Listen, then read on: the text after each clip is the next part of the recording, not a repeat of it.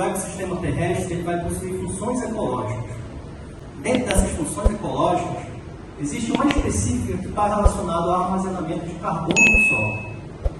Ou o carbono ele está na atmosfera, na forma de um gás, ou ele está no ecossistema terrestre e também nos oceanos, mas principalmente no ecossistema terrestre ele vai estar armazenado no solo. Então, a correlação que existe hoje dessa palestra, solo e mudanças climáticas, está na principal capacidade do solo ser um fornecedor de CO2 para a atmosfera. E CO2 é formado por oxigênio e por carbono.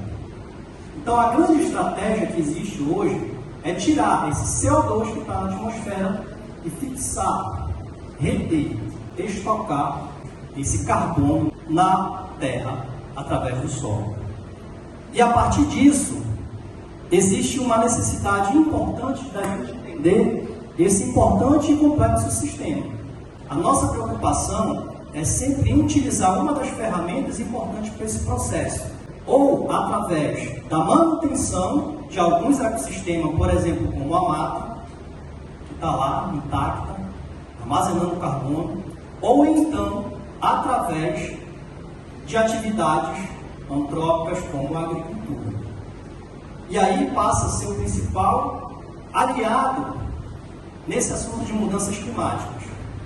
E muitas das vezes, na televisão ou alguns influenciadores, vocês vão ouvir que o agricultor ele passa a ser um vilão. Pelo contrário, o agricultor e a agricultura, a pecuária, a silvicultura, elas são os principais agentes que vão contribuir nesse processo de auxiliar no aumento do carbono no solo e mitigação, ou seja, aliviar esses efeitos de emissão de CO2 na atmosfera.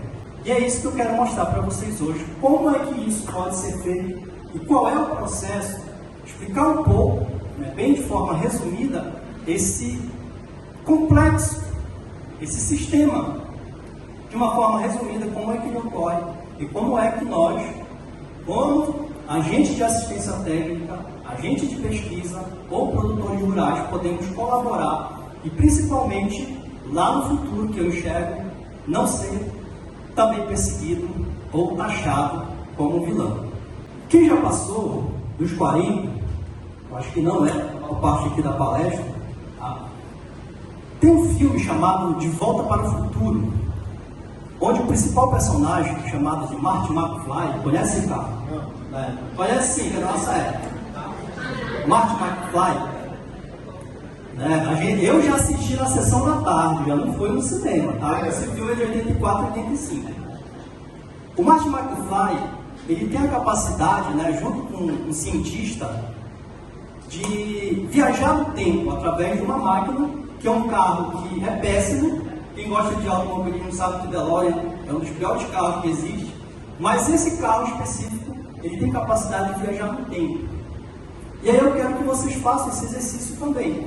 Acredito que vocês já fizeram esse exercício muitas das vezes, de viajar no tempo e imaginar como é que eu estarei daqui a 30, 40, 50 anos, ou então, depois que eu formar, como é que eu estarei? Então eu quero que vocês façam esse exercício. Nesse filme do Marty McFly, a de 84, e principalmente o filme de 85, De Volta para o Futuro 2, que ele vai também até o ano de 2015, existem algumas tecnologias que ele mostra, em 1985, que poderiam existir no futuro, mas ali, o Marty McFly já velho, aqui o filho dele está utilizando um óculos de realidade virtual. Isso já é possível. Nós tivemos o Google Glass, 2015, eu acho, 2014, não lembro.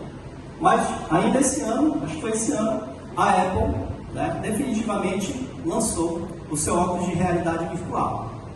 Então, olha, 1985, 2023. Chamada de vídeo. Hoje é a coisa mais comum a gente realizar através do Skype, depois com o Google Meet, WhatsApp. Então ali venda no cartão, que é possível. O chefe monitorando o seu empregado. Isso aí tem uma treta, caso de corrupção que ocorre entre eles. E o seu Itó acaba demitindo o Marty McFly. Então, algumas coisas do passado que a gente imaginava e que se concretizaram no futuro. Então agora eu peço que vocês realizem esse exercício de viajar no futuro com o Marty McFly, no seu DeLorean. Esse aqui é o painel, né, que ele controlava a última viagem, 26 de outubro de 85, o tempo atual hoje, 30 de novembro de 2023, e nós vamos agora para 30 de novembro de 2030. Alguns de vocês já estarão formados, talvez alguns já estarão com doutorado. Eu espero que possam até ser colegas de trabalho já, como professor da UFRA. Alguns estarão casados, alguns já estarão com seus filhos, os que têm filhos já estarão crescidos. Algumas transformações vão ocorrer dentro desses 7 anos. Uma delas é o objeto da nossa discussão aqui no nosso evento, que chama-se Agenda 2030. Essa Agenda 2030, ela tem o objetivo de cumprir várias metas de desenvolvimento sustentável. A partir de 2030, vamos regredir agora, vamos até 2015.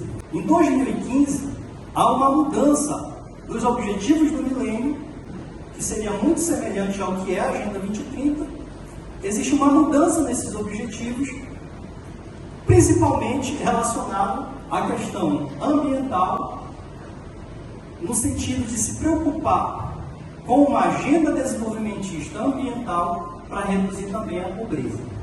Então, a ONU lança a Agenda 2030 em 2015. E o que acontece? Os anos estão passando, vai chegar 2030 e pode ter certeza que muitas dessas metas elas não serão cumpridas, ou 2030 será um ano que vai ter muito dinheiro no mercado para se cumprir essa agenda, para ter esses projetos relacionados a todos os objetivos, e vocês estarão já inseridos no mercado de trabalho. Então vocês são essa geração aqui, essa geração da Agenda 2030, que vão ser responsáveis de dominar, de ter capacidade, de ter habilidade para dominar e atender essa agenda, para cumprir essa agenda, seja dentro de atividades públicas, sejam vocês atividades privadas, ou no caso vocês também como produtores rurais. Só para resumir, são 17 objetivos que estão relacionados à cidadania, igualdade de gênero, bem-estar social, educação e qualidade. E especificamente para a agricultura e para o meio ambiente, principalmente o solo, existem 3 objetivos que a gente consegue se encaixar. Um relacionado ao objetivo de fome zero, um relacionado a consumo e produção sustentáveis e vida sobre a terra. Em todos esses 3 tópicos está relacionado a dobrar a produtividade agrícola, ou seja, a gente otimizar os recursos que nós temos para aumentar a quantidade de alimentos, de fibras, de óleo, de energia, aliado a uma gestão sustentável e um uso eficiente, e principalmente o uso sustentável de ecossistemas terrestres. Tanto é que todos os projetos que hoje nós escrevemos em todas as instituições públicas, financeiras, qualquer projeto, ele pergunta: o seu projeto se encaixa em qual desses objetivos?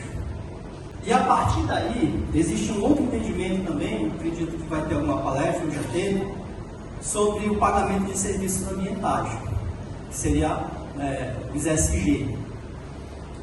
Dentro desses SGs, ESG, dentro desses objetivos, o solo ele vai ser muito importante para a gente atingir aquelas metas, principalmente de uso sustentável do ecossistema terrestre. Mês passado, a FAPESP, a nossa agência de pesquisa do estado do Pará, ela lançou um edital para que pudesse fazer um diagnóstico de como os 144 municípios do estado do Pará eles estão diante dessas metas tão atrasado, tão bastante adiantado. E aí ela contratou, né, uma empresa, ganhou por edital, e ela adota essa nota técnica aqui. Tem mais de 160 objetivos que tem que ser diagnosticado. Essa nota técnica, relacionada aos objetivos 2, 12.12 e 15, existem apenas 3 indicadores que são muito simples para avaliar. Que está relacionado à taxa de produtividade agrícola, taxa de produtividade de floresta plantada e percentual de área desmatada. Agora é uma opinião minha, eu acredito que futuramente haverá mais necessidade de mais estudos no monitoramento e no controle dessas atividades agrícolas. Vocês já ouviram falar de ISO 9001, ISO 9002?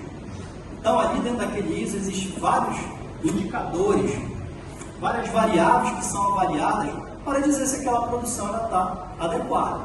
E eu acredito piamente que essa quantidade de informações no futuro, eu sou criador de gado, produzo soja, vou exportar, a pergunta vai ser: você está produzindo isso de forma sustentável? Se está produzindo de forma sustentável, existe uma empresa que vai fazer a avaliação do solo, a avaliação da qualidade da água, a avaliação de vários quesitos.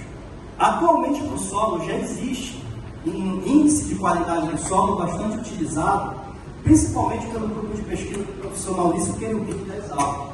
Construir um índice de qualidade através, de metodologia de análise multivariada, considerando uma série de variáveis físicas, químicas, biológicas relacionadas ao solo. E a partir daí a gente consegue hierarquizar, categorizar os diferentes usos da terra.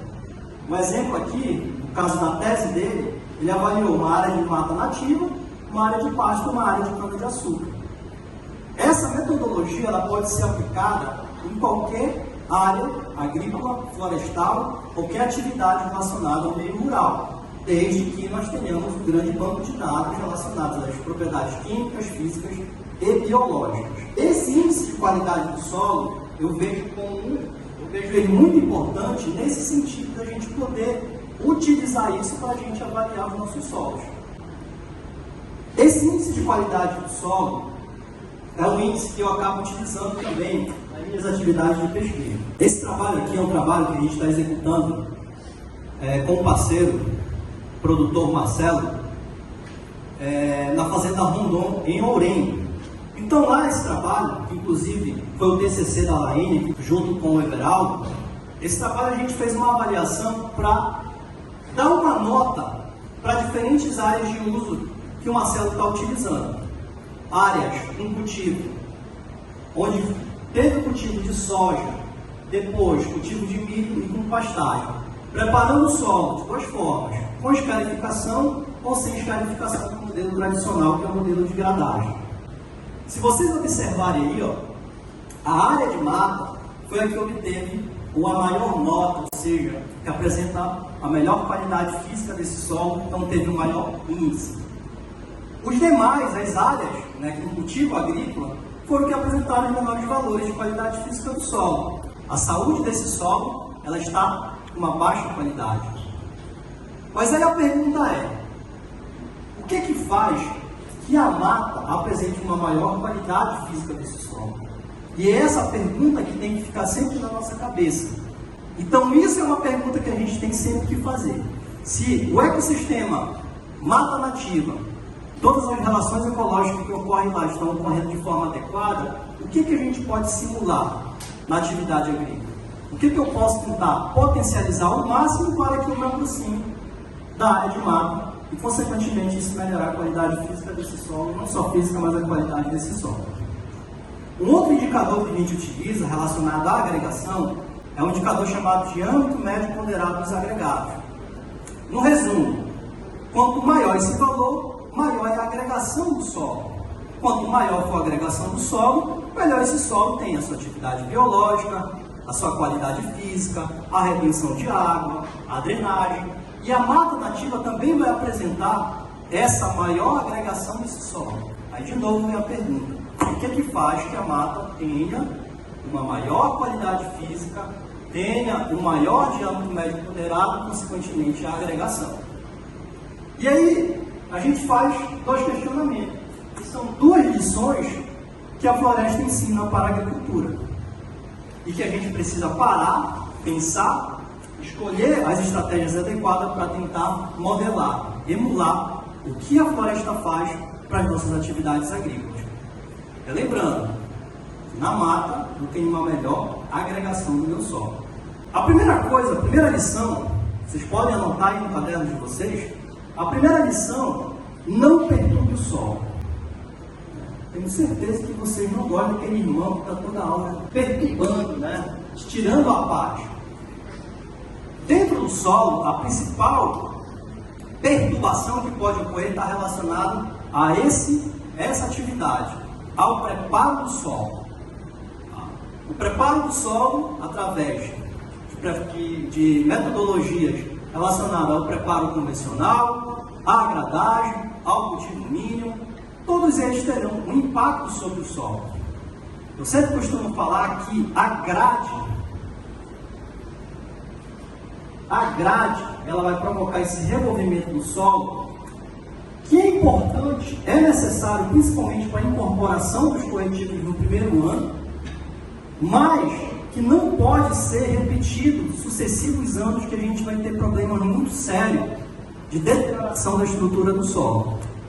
Olha esse vídeo aí.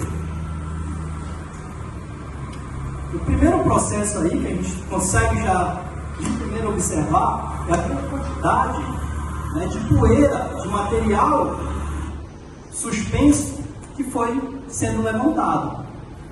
Quem poderia me explicar ou dizer que constituinte é esse da poeira? É areia? É silt? É argila? É argila. Obviamente esse processo, né, não foi uma operação de forma adequada, teria que ser feito em um solo com teor de água, uma umidade um pouco maior. Mas isso aqui é o cotidiano que vocês observam, não só na nossa região, mas praticamente em todo o Brasil. Obviamente que é necessário, principalmente para a incorporação de calcário, mas todo ano esse processo ele vai levar a uma degradação, uma deterioração da estrutura do solo. Ok? Quando a gente olha a estrutura do solo, nós temos que lembrar de um mecanismo chamado de agregação. Esse mecanismo de agregação ele está relacionado com as partículas areia, silt e argila, elas se organizam no solo.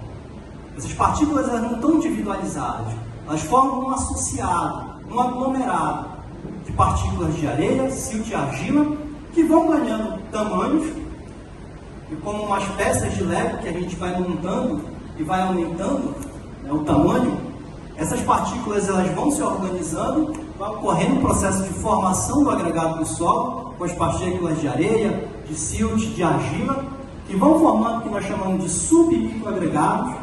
Esses submicroagregados se unem a outros submicroagregados e formam microagregados, e esses microagregados formam os macroagregados.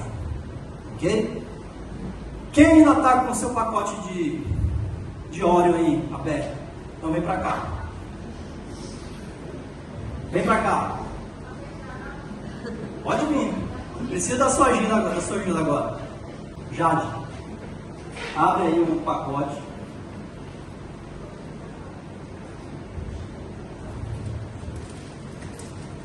Esse pacote hoje é a nossa estrutura do solo. Estamos abrindo um pacote desse microagregado. Do agregado. Só um, certo? Então repare o seguinte, imagina que nesse biscoito ou bolacha, depende do lugar do Brasil, né? Nós temos uma partícula de areia, silt e argila, unidos formando microagregados que precisam se unir a outros microagregados. E para isso ele precisa do que nós chamamos de um agente cimentante. Nesse caso aqui, o agente cimentante, com a ajuda da Jade, será o nosso recheio. Abre aí. Será o recheio. No solo, esse recheio, ele é a matéria orgânica. Tá? É a matéria orgânica. O que acontece? Nesse momento, quando a Jade abre esse biscoito, esse recheio aqui, ele vai estar disponível para atividade biológica, para atividade microbiana. E o que a atividade microbiana vai fazer? Ela vai primeiro no recheio. Tá? Fazer assim, ó. Ai, muito dente. Não precisa não. Não vou deixar pagar esse micro. Tá? Então, gente, eu gosto de fazer essa alusão didática para explicar isso. Os microagregados e os macroagregados no solo da mata, ou onde não está tendo revolvimento, ele está intacto. A matéria orgânica, ela está protegida. Na ciência do solo a gente fala que é a matéria orgânica protegida fisicamente. Por quê? Quem está protegendo ela são as partículas de areia, silt e argila unidas, protegendo essa matéria orgânica. Obrigado, Jade. Está aqui o micro. Quando nós executamos uma operação igual a essa aqui, ó,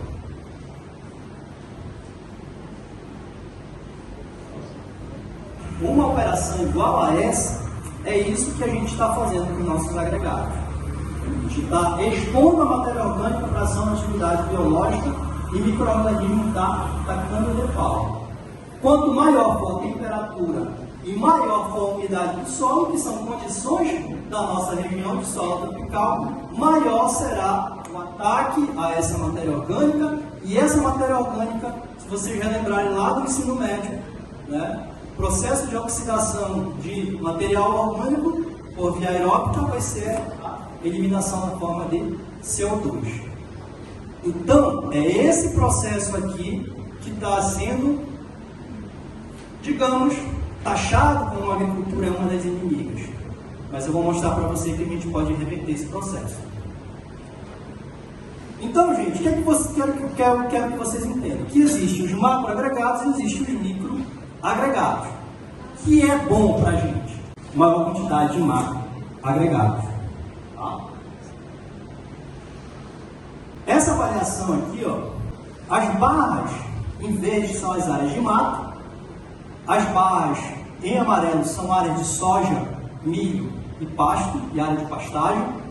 E aí no eixo X nós temos as classes de agregados. Agregados na classe de 4 a 2 milímetros, 2 a 4, 2 a 1 milímetro, de 1 milímetro a 0,5, 0,5 a 0,25, 0,25 a 0,105 e menor que 0,105. O que a gente observa aí? Que a maior quantidade de macroagregado nós temos na área de mato.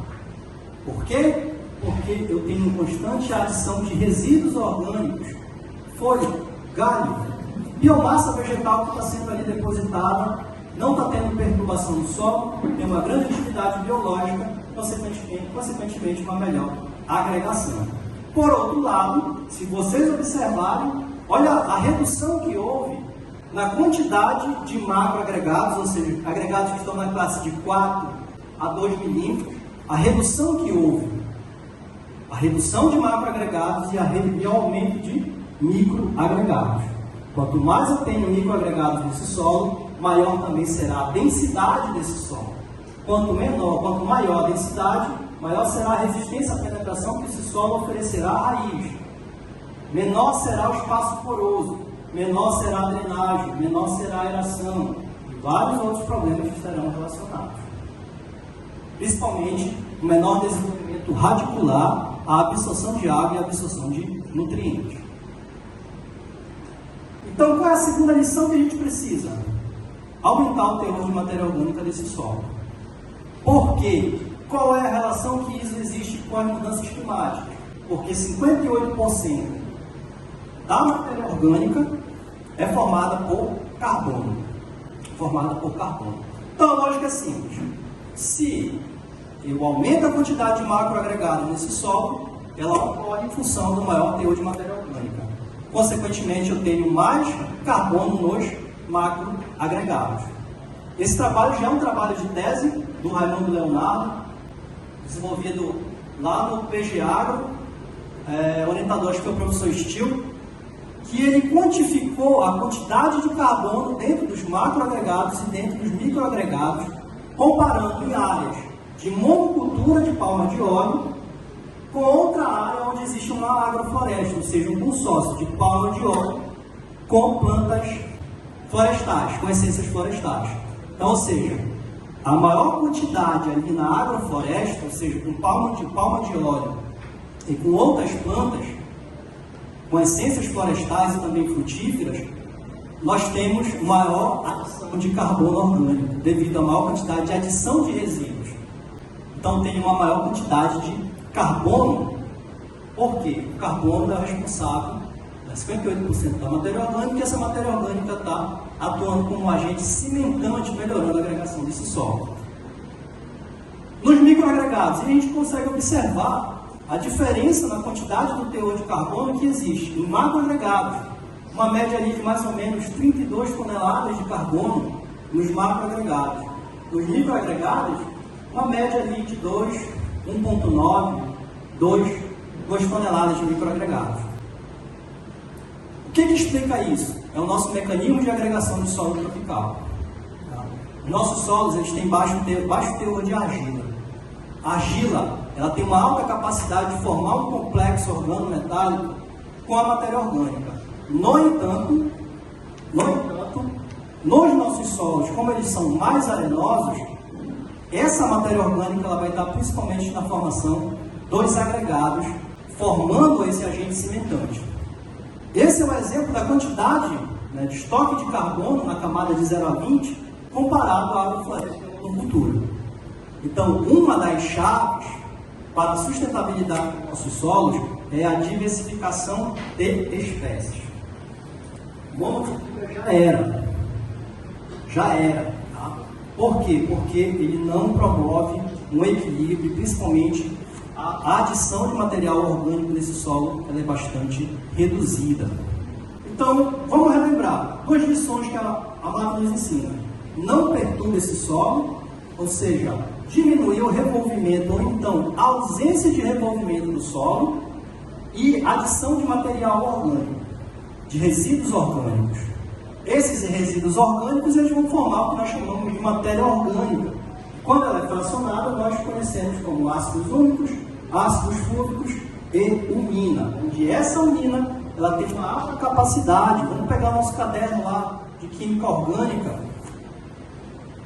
e relembrar dos hidrocarbonetos. Quem lembra aí dos hidrocarbonetos? Eu tenho que saber se esse cara é demais. O grande milagre que existe, junto com a fotossíntese, está relacionado a isso aqui. Essas moléculas orgânicas, elas têm uma grande quantidade de radicais, grupos funcionais, carboxílicos, enólicos, fenólicos, cetonas, quinonas, toda aquela parte da química orgânica, que inclusive quando eu fiz no segundo grau eu falava assim, para que serve isso, cara? Está aqui, para explicar como é que ocorre o mecanismo de agregação e principalmente uma capacidade enorme que a matéria orgânica tem, que nós chamamos de capacidade de troca de cátions. A matéria orgânica tem capacidade de gerar carga elétrica negativa. E como geração de carga elétrica negativa, ela atrai íons de cargas opostas, que no caso são os cátions. Potássio, cálcio, magnésio e o amônio são todos cátions. Em solos que existe baixo teor de matéria orgânica, esses cátions eles são lixiviados. Ok? Então essa é a principal contribuição química que a matéria orgânica vai ter. Aumentar a retenção de cátions no meu solo. Isso do ponto de vista químico. Do ponto de vista físico, uma melhoria na estabilidade de agregados. Pois como mostramos para vocês aqui com a ajuda da Jade, a Jade me orientada, a gente mostrou que existe uma proteção física da matéria orgânica e essa matéria orgânica atua como um agente cimentante. Então ela melhora a estabilidade de agregados. Além disso, também a matéria orgânica ela vai aumentar a atividade biológica, já que os micro-organismos, a fauna edáfica do solo, ela vai utilizar como fonte de energia também a matéria orgânica. Se nós pegarmos os nossos solos daqui da Amazônia, principalmente uma das principais classes, que é o latossolo, a CTC desses solos, latossolos, ela fica variando aí em torno de 4 centimol a 12, 13 centimol. Mas o maior valor de CTC, ele vai ocorrer no horizonte A, camada mais superficial. Se a gente observar a discrepância que existe de CTC do horizonte A para o horizonte B, a gente vai perceber aí que é quase 3 vezes menos, né? A gente tem 3 vezes mais CTC no horizonte A que no horizonte B. O que explica isso? A bendita da matéria orgânica. Cerca de 80 a 90% da CTC dos nossos solos, ela é oriunda da matéria orgânica. Então, se eu queimo matéria orgânica, se eu não adiciono resíduos, se eu faço perturbação no solo, esse carbono ele é perdido por CO2, vai ocorrer uma redução de uma CTC. E nós vamos ter CTC semelhante de um horizonte B. E a gente vai ter uma menor gestão, uma menor eficiência do uso da água, uma menor eficiência do uso de fertilizantes e principalmente uma menor sustentabilidade do vidro menor que hoje é matéria orgânica.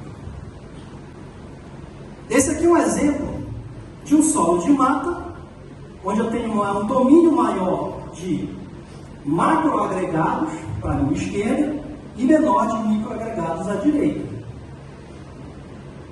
Uma área de soja para convencional, olha a mudança de peso. Maior quantidade de, menor foi de macroagregados e maior de microagregados.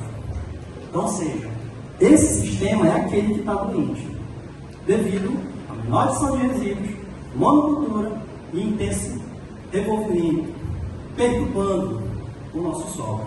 E, consequentemente, maior emissão de CO2. Futuramente, eu enxergo que na hora de vender essa soja aqui, o preço vai ser menor.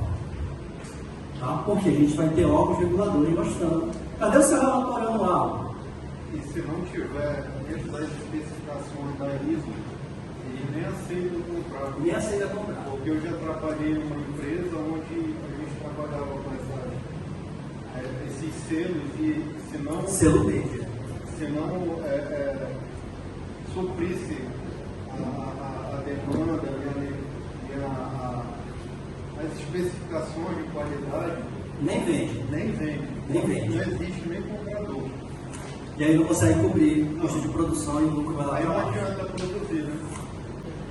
Solo revolvido, ausência de cobertura, provavelmente o CTC desse solo é muito baixo, porque hoje o material orgânico também é muito baixo. Esse é um retrato da nossa atividade, da nossa produção de mandioca ainda na nossa região. Tá?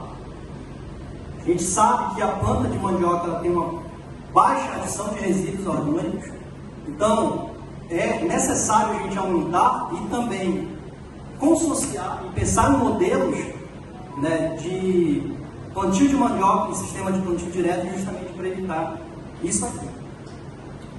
Tabaco também ocorre isso. Pimenta do Reino.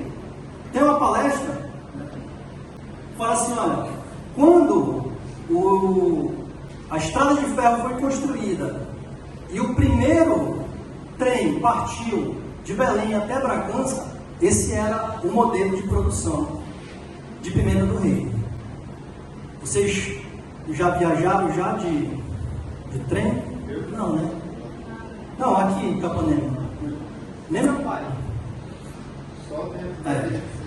Só tirou foto ali, né? E a gente vai em muitas propriedades, esse ainda é o mesmo modelo de produção. Quando o ferro passava aqui na Barão de Capanema.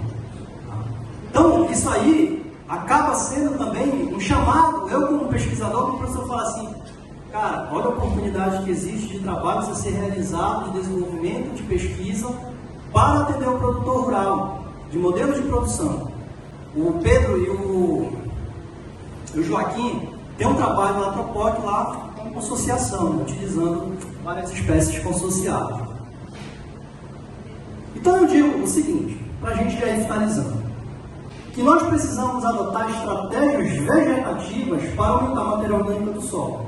Existem estratégias que nós podemos chamar de edáficas, que seriam principalmente a adição de composto orgânico, adubação orgânica, a utilização do biochar, que é um material pirolizado com um carbono mais estável. Mas eu quero direcionar para isso aqui, a estratégia vegetativa para aumentar a matéria orgânica do solo. Primeiro, cobertura do solo, rotação e sucessão de culturas. Esse passa a ser um dos principais aliados para a gente melhorar, incrementar o teor de matéria orgânica do solo. Quanto maior a diversidade vegetal, maior será a adição de material orgânico e a utilização dessas plantas, elas atuarão o que nós chamamos hoje como plantas de serviço, em função da maior produção de biomassa, ou então em função da sua capacidade radicular de quebrar, de atuar como um escarificador biológico, a gente consegue melhorar e muitas das vezes até descompactar o solo. Esse trabalho aqui é um trabalho do TCC da Tamires, que foi me orientado. As duas áreas ali onde existem os azinhos, camada de 0 a 10, a camada de 10 a 20, são as áreas em escuro, a área de mata nativa, e o outro azinho ali é uma área onde houve uma rotação. Soja, milho, feijão calpi e depois pastagem. Só a adição do componente calpi nesse processo, nessa rotação, ele já foi importante para melhorar a macroporosidade desse solo, a tal ponto que estatisticamente ele era semelhante à área de mata. O que isso quer dizer? Que só um cultivo de feijão calpi, e se vocês já observaram a raiz do feijão calpi, uma raiz pivotante, ela teve essa capacidade, é uma planta rústica, que ela teve a capacidade de aumentar a quantidade de poros nesse solo, ou seja, nós chamamos que atua como escarificador biológico. Nas outras áreas que não houve o cultivo do feijão calpi, esse efeito não ocorreu. Então, pensar em modelo de produção agrícola, em sistema de produção agrícola, há necessidade do consórcio dessa rotação com gramíneas e leguminosas. E dentro dessas leguminosas que têm essa capacidade também de atuar como escarificador biológico, como feijão calpi, herbicídias, crotalárias. Sul e Sudeste, região de Cerrado, já tem um pacote tecnológico pronto para a escolha dessas espécies. A gente precisa avançar um pouco mais na pesquisa, na identificação, na adaptação dessas espécies para cá, para a nossa região. E aqui, ó, adição de material orgânico, lá em Santo Antônio do Tauá, Boa Terra é aqui, lá é a Horta da Terra, né? A Rafa está com um projeto muito bacana de agricultura sintrópica. Que é a agricultura sintrópica? Todo esse consórcio, essa rotação de culturas, no entanto, sem adição de fertilizante, tudo com material orgânico. Então, é um grande desafio, né, que existe aí para a gente. Lá na Horta da Terra, adição de material orgânico. Esse aqui é o experimento da Tainara e do Iego. O Iego não está hoje aqui, ó. Vou apresentar, está ali o Iego, né? TCC do Iego. Utilização de plantas de cobertura para essa melhoria da qualidade física e também da matéria orgânica. Lá utilizou um milheiro de feijão de porco lá em Garapiaçu. Eu pretendo expandir a maior quantidade de espécies, trabalhar mais espécies aí. Esse ainda é lá em Santo Antônio do Tauá, espécies de mombaça, o objetivo aqui não é fornecimento para o gado. Esse material é cortado, ele vai para o processo lá de compostagem, ou então como cobertura do solo, para depois processo de decomposição, para aumentar o teor de matéria orgânica e proteger as leiras também, contra a ação do raio do sol, contra o aumento da temperatura. Para gente finalizar, ó, sistema de produção agrícola Lucas do Rio Verde. Estilosante, processo final de terminação. Esse material é caro, né, para derrubar, fazer essa fase de terminação, rolo faca. Altura do estilosante. Esse é o exemplo lá do Santo Antônio do Tauá. Consociação de espécies vegetais. Esse aqui lá na Fazenda Maria Júlia. O consórcio de milho com braquiária, um sistema já bastante antigo, que é o sistema Santa Fé. Ou seja, teve cultivo do milho, junto com isso foi semeada a braquiária, colheu o milho, a braquiária se desenvolve. Associação de espécies florestais, para a nossa região vai ser um grande desafio, porque existe sempre uma tradição pecuarista e de agricultura. Conseguir conciliar isso é um grande problema para o agricultor, ou para o produtor rural, melhor dizendo. Porque ele vai ter que integrar tanto produção econômica, produção florestal e produção agrícola. No caso aí, colhendo gergelim, a gente observa a cobertura do solo, ou seja, resíduos da cultura anterior, que é o sistema de cultivo direto. Para finalizar, a nossa grande preocupação qual é? A gente desenvolver tecnologia, utilizar a tecnologia que já existe, fazer adaptação para melhorar o nosso nível de produção agrícola, melhorar a atividade, a lucratividade do produtor rural e para evitar isso aqui. Ó. Se vocês relembram, Holanda está acontecendo o maior quebra-pau lá entre governo e produtores rurais, justamente em função de tentar reduzir essa emissão de fluxos de CO2, de metano, de nitrogênio. O governo está adotando políticas ali bastante fortes que acabam prejudicando o produtor. E é o que nós não queremos para a nossa agricultura brasileira, pois a gente depende de energia, a gente depende de alimento, o que nós vestimos, o que nós comemos, mas a gente tem uma dependência muito grande da agricultura, da pecuária e da floresta. E aí, para finalizar, nosso videozinho aí mostra, peguei esse vídeo da internet, o processo de degradação do solo, que é o contrário do que nós queremos. Exaustão da cultura, fogo, a gente precisa eliminar fogo da nossa atividade também, solo exposto, ação da água da chuva, erosão, aqui não tem neve, mas em regiões de clima temperado tem. Isso vai levando uma exaustão, aração, drenagem.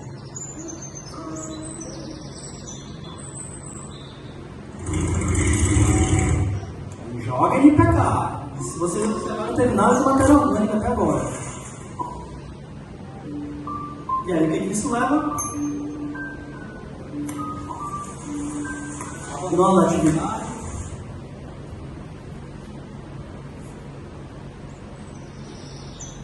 Só a gente tentando resistir, só que tem resiliência. Tem um outro produtor, a fazenda já foi vendida para o terceiro. Caos social, que é o que a gente não quer. É o que a gente não quer. Experiências aí da pandemia, né, a gente conseguiu se alimentar, ter o pão de cada dia graças a produtor rural. Então esse é o nosso grupo de pesquisa, o grupo de pesquisa de geotecnologia e pedometria. Eu agradeço a participação de vocês, parabenizo por estar aqui. Quem quiser me seguir